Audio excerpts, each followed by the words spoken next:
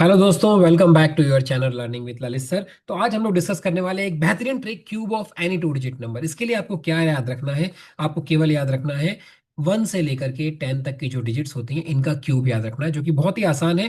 For example 3 का cube कितना होता है? 27। 5 का क्यूब कितना होता है? 125। 8 का क्यूब कितना होता है? 512। और यदि आपको 1 से 10 तक के डिजिट्स का क्यूब याद है तो बाकी सारा काम ये ट्रिक कर देगी। तो स्टार्ट करते हैं।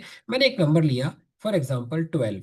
12 का मुझे क्यूब निकालना है। तो क्या करना है, इसके अंदर आपकी जो दो डिजिट्स हैं यहाँ पे, इन दोनों डिजिट्स का अलग से क्यूब लिखना है और 3 डिजिट्स में लिखना है। फॉर एग्जांपल 2 का क्यूब क्या होता है? 2 का क्यूब होता है 8।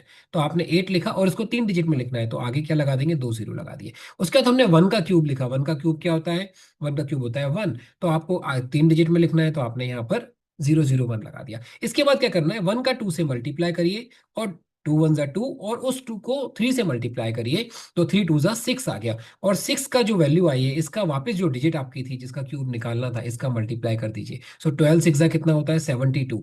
और 72 को एक डिजिट छोड़ के यहाँ पर लिख दीजिए और इसको ऐड कर दीजिए एंड आपका आंसर आ गया 8271 1728। आप कैलकुलेटर में निकाल सकते हैं। एक और एग्जांपल करके देखते हैं इसी ट्रिक से कैसा रहता है। हमने लिया 25। 25 का हमें क्यूब निकालना है। क्या करेंगे? Same trick. दो डिजिट है इसमें। 5। 5 का क्यूब क्या होता है? 5 का क्यूब होता है 125। 3 डिजिट में ऑलरेडी आ रहा है तो कुछ करने की जरूरत ही नहीं है। 2 का क्यूब कितना होता है? 8 होता है। 3 डिजिट में लगाना है तो 2 जीरो लगा दिए।